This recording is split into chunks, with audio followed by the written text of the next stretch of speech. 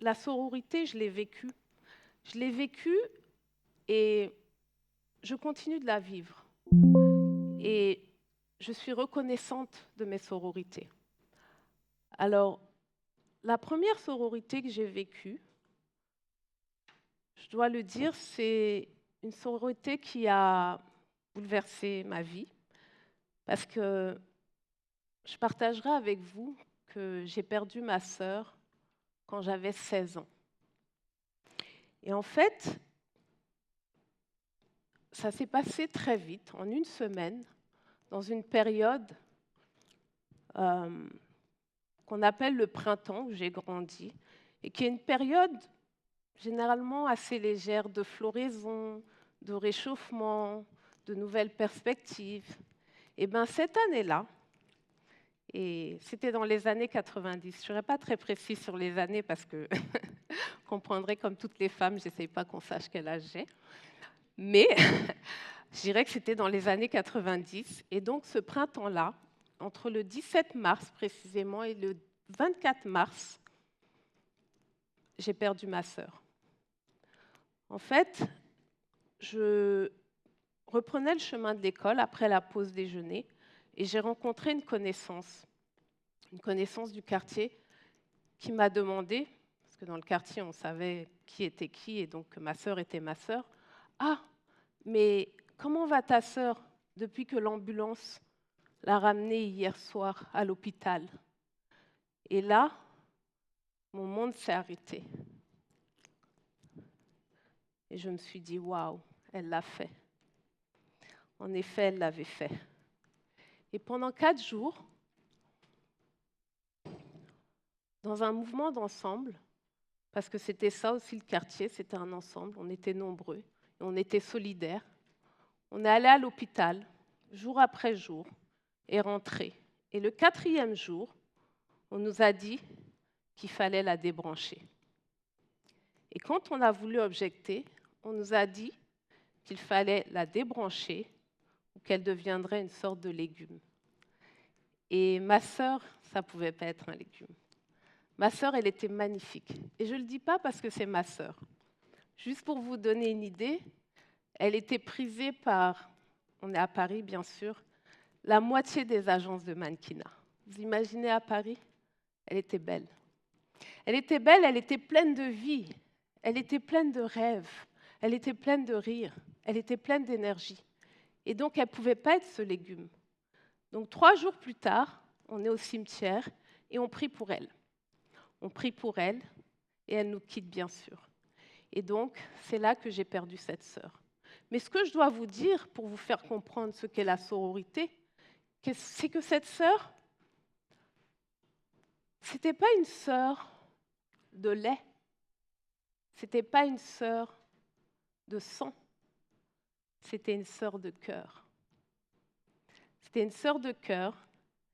Et la chance que j'ai, c'est que depuis qu'elle est partie, c'est vrai, j'ai eu tellement d'autres sœurs.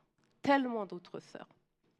Mesdames, je pense que vous le savez toutes. Vous avez toutes ces sœurs qui vous accompagnent dans les pires moments, qui vous accompagnent dans les meilleurs moments. Elles sont là, les mariages, les décès, les grossesses, les naissances, les divorces, les moments les plus difficiles. Elles sont votre bac, elles sont votre soutien indéfectible. Vous pouvez compter sur elles. Elles seront celles qui vous feront les plus belles. Aujourd'hui, évidemment, mes sœurs sont dans la salle. Elles sont là. Elles étaient là ce matin pour m'appeler et me donner les derniers conseils, où qu'elles soient. Et je sais qu'elles sont aussi partout dans le monde, parce que j'ai eu la chance de vivre un peu partout dans le monde, et que partout où elles sont, je peux les appeler à tout moment et elles répondront. Elles répondront sans hésitation, à la minute, et elles seront présentes pour moi. Donc, une manière de vous dire que moi, la sororité, j'y crois. Mais la sororité, comme je vous expliquais, elle a un ennemi qui s'appelle le patriarcat. Comme je disais, j'ai eu le privilège de pouvoir avoir des outils, des grilles de lecture au fil du temps qui m'ont aidé à comprendre pourquoi la sororité était autant remise en question. Et ces outils, d'ailleurs, je les ai vécus encore autrement. ou ces grilles de lecture. Par exemple, le patriarcat, un autre moment de ma vie que je n'oublierai pas. Alors je pense qu'on se rappelle tous du moment où on est passé du primaire au collège. Et c'est un jour souvent inoubliable où on se voit grandir. On va se retrouver dans la cour des grands. On sera les plus petits, mais on sera dans la cour des grands. On change d'école. En tout cas, il y a beaucoup d'excitation dans ce passage au collège. Et bien moi, dans ce passage au collège, ce que j'oublierai jamais, c'est que mon frère est venu me voir pour me dire « Je te préviens, je ne veux plus te voir sur les terrains. Tu vas dans la cour, tu t'assieds sur les bancs et tu papotes, comme toutes les filles. » Et je me suis dit « Mais il est fou ce garçon. Il réfléchit mal. Vraiment ?» Et donc je me suis dit « Bon, c'était mon grand frère après tout. » Je me suis dit que je n'allais même pas lui répondre en fait. Je n'allais pas lui répondre, mais le lendemain, évidemment que dans la cour, mes coéquipiers, mes gars sûrs allaient m'appeler. Attention, hein, j'étais vouée à une carrière internationale de football. Ne me voyez pas comme ça. Et je suis très sérieuse. J'étais ce garçon manqué. Donc je me dis, mais il est fou. Demain, mes coéquipiers vont m'appeler. Vous savez, je n'étais pas en reste hein, quand on fait les équipes là et qu'on appelle tout le monde. Je ne suis pas la dernière à être appelée, moi. Je suis dans les premières. Force est de constater quelques années plus tard, voire quelques décennies plus tard, que c'était vraiment la fin de ma carrière de football international. Et donc, mon frère, qui m'aimait beaucoup, avait été victime du patriarcat, et moi avec. Je dis qu'il avait aussi été victime parce qu'on sait que le foot, ça rapporte de l'argent, ça rend les familles riches, et du coup, j'aurais pu être cette personne qui aurait rendu notre famille riche, mais malheureusement. Et donc, ce que j'ai envie de dire, c'est que le patriarcat, il est actif. Il est actif et il est l'ennemi de nos sororités. Et en fait, il a une tendance aussi à dévaloriser les compétences et les savoirs que nous, les femmes, on développe. Et en attendant, il a tendance à donner aux hommes les compétences qu'on leur prête, qui font que souvent mes sœurs disent « Ouais, mais nous, on est en train de se crêper le chignon. On reste sur des considérations très superficielles. On ne sait pas se hisser vers le haut quand on arrive dans ces arènes du pouvoir, dans ces sphères de décision.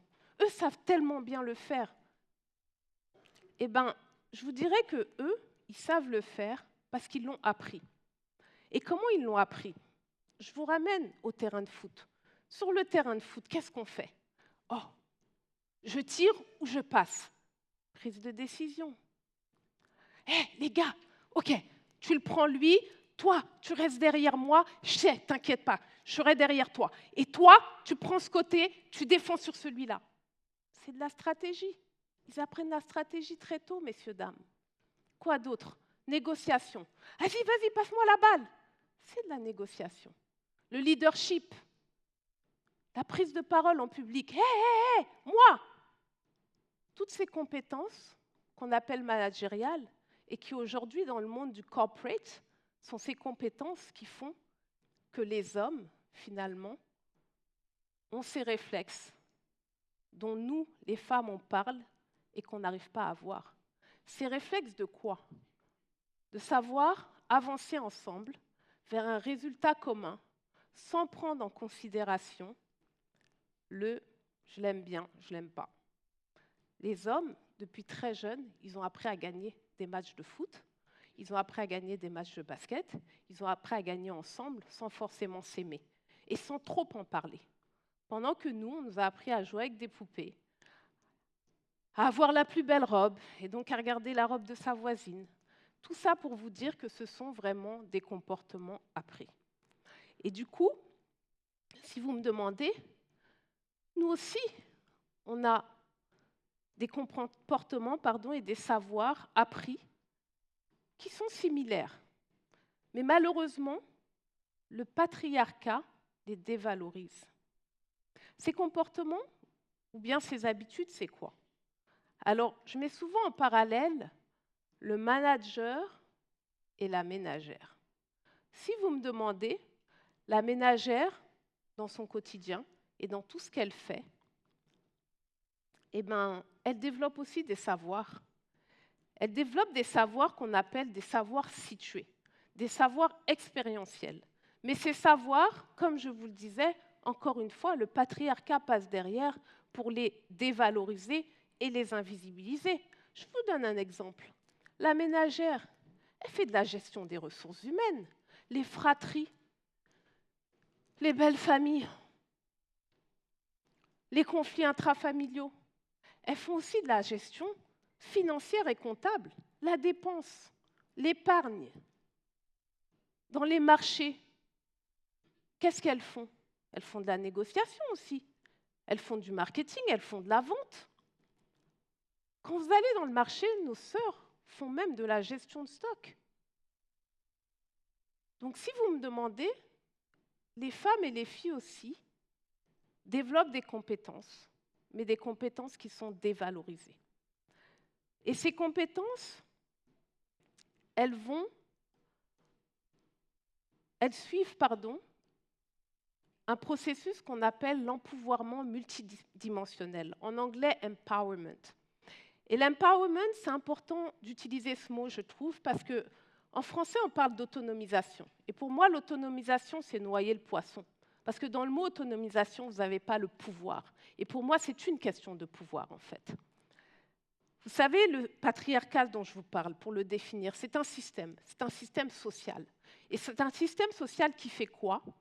Qui attribue des privilèges et du pouvoir aux hommes, dans nos familles et dans nos sociétés, et malheureusement de manière démesurée.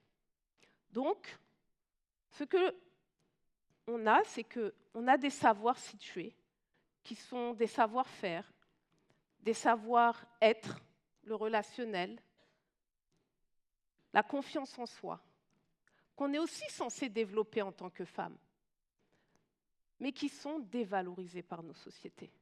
On a aussi le savoir-vivre. Le savoir-vivre, c'est quoi? C'est le haut de la pyramide, c'est l'engagement, c'est l'action collective. Et si vous me demandez, ça aussi, les femmes en ont. Les femmes en ont, si on prend, par exemple, le système de la tontine. Qui ne connaît pas les tontines? Quelle femme n'est pas dans une tontine? Très peu de femmes ne sont pas dans les tontines. Et en fait, dans la tontine, on apprend quoi? On apprend aussi la gestion du risque. Alors, comme c'est dans l'informel, on n'en parle pas comme on en parle dans les banques, mais c'est de la gestion des risques. D'ailleurs, si vous me demandez, dans les tontines, on fait de l'épargne, du crédit. Et souvent, les tontines ont un bien meilleur taux de recouvrement que les banques. Par ailleurs, les tontines sont aussi des assurances. La tontine, c'est une assurance sociale. C'est une assurance sociale par excellence, que même les Occidentaux nous jalousent. Et ça, c'est nos femmes, encore une fois. C'est grâce à leur savoir relationnel qu'elles développent ces tontines et qu'elles les entretiennent. Au-delà de la tontine, vous avez aussi, et ça c'est une autre partie de ma vie, un autre moment que j'apprécie et dont je me rappelle souvent. C'est mon retour en Guinée. Quand je suis rentrée en Guinée, je me suis insérée dans ce qui était mon métier avant, mais dans un contexte guinéen. Et mon métier, c'était quoi? C'était de travailler dans le milieu du développement au sein d'ONG. Et quand je suis arrivée en Guinée, j'ai vu qu'en Guinée, les ONG, et particulièrement les ONG féminines, n'étaient pas en reste. Est-ce que vous savez qu'en Guinée, on a une ONG qui s'appelle le REFAMP, le réseau des femmes, le REFMAP, le réseau des femmes de la Mano pour la paix, qui est un réseau qui a réussi à avorter des guerres transfrontalières entre le Libéria, la Guinée et la Sierra Leone. On a des réseaux de femmes ministres et parlementaires. On a des réseaux qui ont réussi à faire voter des lois comme des parlements avec des académiciens et des académiciennes n'ont pas su le faire. On a des femmes leaders. Et qu'est-ce que le patriarcat a tendance à nous aider à faire? C'est de se dire « Oh, mais elles ne s'aiment pas, elles ne se soutiennent pas, elles ont toutes leurs petites histoires entre elles. » Sauf qu'au-delà de leurs petites histoires entre elles, elles ont fait des grandes choses. Elles ont créé, par exemple, des structures comme l'Oprogem. L'Oprogem, c'est une structure comme nulle part ailleurs, vraiment. C'est une structure qui n'existe pas ailleurs dans le monde et qui permet de répondre à une problématique sérieuse qu'on a dans notre pays, un fléau, si vous me demandez. Les violences faites aux femmes et aux filles, mais aussi de manière générale à protéger nos mœurs. Les femmes en Guinée, si vous me demandez, ont aussi eu des positions de leadership au point d'être candidates aux élections présidentielles. Et pour finir, je vais demander à mes sœurs de faire une chose qu'on nous reproche aussi beaucoup. Les femmes, elles dansent et elles chantent. Oui, c'est vrai. Et elles le font en fait, si vous me demandez, souvent pour se libérer. Pour se libérer de ce qu'on appelle ces pesanteurs sociales. Pour se libérer de ce patriarcat qui nous pèse, qui pèse sur nos confiances en soi et qui pèse sur nos sororités. Donc je vais vous demander, mesdames, si vous permettez, de toutes vous lever, s'il vous plaît, où que vous soyez. Mesdames, merci.